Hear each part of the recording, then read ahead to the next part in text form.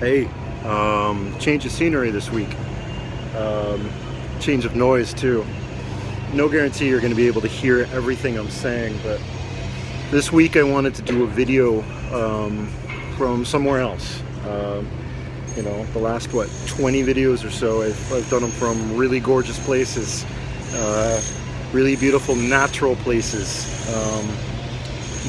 places that, well, feel druidic. Yeah. Right now I'm doing it from downtown, Luxembourg. Now, this is not all of Luxembourg. Luxembourg City is actually very gorgeous in many places, but it also has lots of stuff like this. I'm in front of the train station right now, so I'll show you a little bit more. So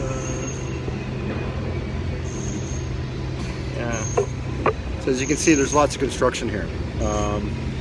There's lots of construction because the city is always growing, because cities grow. Now, I wanted to do this video specifically here to talk about, well, climate change and capitalism, but particularly cities. As you probably know, and I know some of you are probably watching this right now from those places on the West Coast, especially, more north in California and in Oregon and in Seattle, there are massive wildfires that are, if you're not experiencing them directly, again, I apologize for the noise, but this is a city. But if you're living in one of those places, you're definitely either seeing fire or the sky is pitch red or gray and no one can see anything. Now, cities have always existed. Not always, but some of the oldest cities are 6, 7, 8,000 years old, continuously existing. If I remember correctly, Jericho is probably one of the oldest, but that's the last time I read specifically which one was the oldest city. Many other cities are extremely old too. Paris, people have been living in Paris in one way or another for at least 1,800 years. If you're in the Americas, most of the cities are pretty fucking new, 100, 200 years old. I think St. Augustine is the oldest one in North America that's still continuously existing, and I think that's only 400 years old. So cities have always been around. Cities, since there's been civilization. In fact, civilization refers specifically to cities. Civitas from the Roman, which specifically refers to the space around a city or the space of a city, the politics of the city. Citizens live in the city. Fast forward though to about 300 years ago, the Industrial Revolution. Now, when we talk about the Industrial Revolution, we always kind of focus on, what it did with the factories and all of that. But we tend to forget one major part of the birth of capitalism was the birth of the modern city. As I said, cities have always existed before. Cities have always been around for, not always, but for millennia. But the power of the city and the rapid growth of new kinds of cities came about with industrialism, with the birth of capitalism. The reason why this happened started mostly in England, and then it's kind of spread out through the rest of Europe. Before the cities became this place of really massive power, where everyone was concentrated in there, people tended to live out in the land. Before that, in Europe, you had feudal serfs. Not everybody was a serf either. There were lots of free people at the same time. But they were living on small parts of land. What we would think now, kind of the countryside, small villages. If you're in Europe, you see these villages still very easily. The place I'm at with my man, many of the videos have shown you. From there, that's an old village where people have been living continuously for, well before the birth of capitalism and the Industrial Revolution. But with the enclosure movement, started in the late 1600s and fully came into fruition by the end of the, I guess that would be the 18th century. All of that land, a lot of that land started getting parceled off, started getting fenced off, literally enclosed, and sold off, parceled off, divided, and sold by the Parliament to small landowners. And that meant that people had to, well, they had to leave. You know, people who had been living there before because of old agreements or just never even thought about it being owned by one person or another, suddenly found the land owned and they had nowhere to go. Not only did they have nowhere to go, but they had no way to support themselves. They, sorry, lots of loud noise. And so they had no way to support themselves. They could not live off of the land any longer. So the only option that they had was to move to the cities. Now, the cities at that time, you know, they had already existed, but they were starting to gain in power. And the way that they were gaining in power was that all of these poor people, all of these displaced peasants were being pushed off of the land and had to go there. Those people were desperate for a way to survive, and all of these new factory owners who were building workhouses, mills, etc., they realized, oh wow, I can hire these people for almost nothing to work in my new factories, and I can make lots of money. So the cities exploded in population because of that. Now, so in modern times, you kind of think, you know, living in a city is a choice, right? You know, it really isn't. Most people who live in cities end up moving to cities because that's where work is. They're not able to find a way to work anywhere else. That's why I lived in cities. Now, to be fair, I told myself, oh, I really want to live in this city. Cities are great. Like, there are bars and cafes, and, you know, as a gay guy, like, cities are great because, you know, that was before apps and stuff like that. So the only way to meet a guy was to go to a bar. So cities have some good things, but cities have always had good things. The problem is cities are not now a voluntary choice for many people. Many people have no choice but to live in a city if they're going to work. And they have no choice but to work if they're not going to starve. And now that's work for other people, because humans have always worked. You know, we've always grown our own food. We've always hunted. We've always gathered. That's work. I'll wait for this truck to go by. It's going by? Alright. But because of capitalism, we have no choice. Many people have no choice. You have to work for someone else. And in order to do that, you have to live in a concentrated place. Now, people who talk a lot about decivilization, as it were, or rewilding, or the problems with civilization, or anti-civilization, they tend to talk a lot about the footprint of a city, the damaging footprint of a city, and it's true. Now, in the small village where I stay, there's enough land that everybody who lived there, if that's what they were going to do, they could grow enough food to support themselves. They're spread out enough that there's enough space that you can grow stuff. Now, people aren't, you know, people have gardens, but you know, most people are leaving that village and going into the city to work. But in the city, it's a completely different situation. Again, I showed you, and just imagine any city that you've ever been in. The amount of land it takes to grow your own food is much bigger than what you're allowed to have in a city.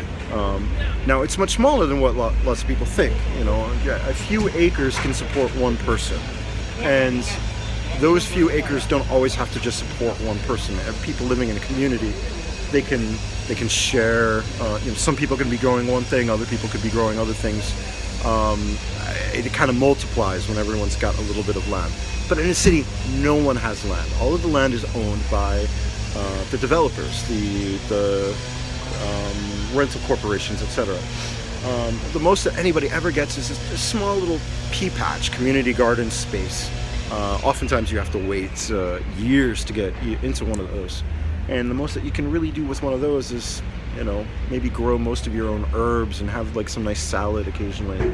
but not much else. Now, so the city then has to rely on the countryside. And this is an interesting thing that you all know I'm a Marxist. I'm a Druid and a Marxist, and I think those work really well together. I think they work amazingly together, but I'll explain a little bit more. One of the things Marx said was that capitalism represented the triumph of the city over the countryside. And now that triumph was not necessarily a good victory. It was just that the cities suddenly had more power over the countryside. And by countryside, we mean the people who are living in the countryside, both the rich, wealthy landowners and a few small tenant farmers who were still there. The city was able to control and to influence the countryside on what the countryside was growing. So you had people in the rural areas suddenly growing food for the cities. They soon had no choice either if they were to try to keep their land or keep access to their land. They had to grow extra, and all of that extra had to go feed the people in the cities. It had to feed the new class of workers who had been displaced from their own land, also had to feed the wealthier people, but it particularly had to feed a class of people called the bourgeoisie. Now, in Marxism, you hear about the bourgeoisie all of the time, and we tend to forget the roots of what bourgeoisie means. Bourgeoisie literally means someone who lives in the cities. The bourgeoisie were not just city dwellers, but they were the ones who, made the cities what they became. They were the ones who built the factories, built the workhouses, built the mills, and started controlling the politics of the city. They were the new class of people who didn't own land necessarily, but they owned factories, the means of production. And it was their influence that caused everyone else to have to leave their land because they were influencing Parliament, telling them, hey, we need more land, give us this, etc. So this new class of people, the bourgeoisie, is kind of morphed into something completely different. You'd say in a city, the classic bourgeoisie is the landowner of a city who owns an apartment building, not just an apartment. The average worker in a city is not bourgeoisie. Of course they're not bourgeoisie because they don't actually have political power. They're not part of this new capitalist thing. Now, I don't want to get too far away from what I'm talking about here, except to say that all of this, you see, is on account of the bourgeoisie. The bourgeoisie right now are redeveloping the city. They've been trying to make this city and every other city bigger and bigger and bigger, more dense, with more, people, so that they can make more money. That pressure from them is what causes the cities to increase. And that pressure from them is also what ends up ruining the countryside. Now, the countryside here in Luxembourg, it's very bucolic, it's not very wild and savage. But the countryside in, let's say, the west coast of the United States is pretty wild, pretty savage, sauvage, and it's on fire. Now, it's on fire specifically because of all of these policies, all of these desires, this massive greed of the bourgeoisie, constantly taking more land, constantly increasing production, which then increases CO2 levels, which then changes the climate, which causes droughts, which then causes fires. All of this is related to those moments 300 years ago with the birth of capitalism.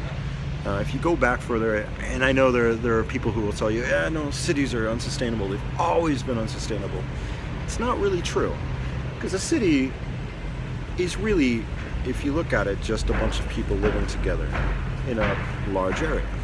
Well, actually not in a large area, in a concentrated area, because there are some very large cities that are much smaller than some very tiny cities in the United States. The city could be sustainable, but it can't be under capitalism. It cannot be under capitalism because it requires much more lands than it actually occupies.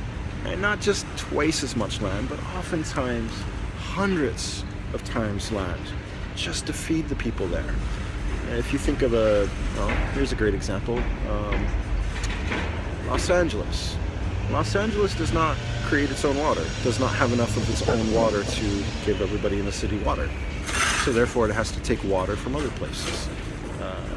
Las Vegas, Nevada is another example, but there are many other cities like that too. New York City does not produce enough of its own water, it has to take it from other places.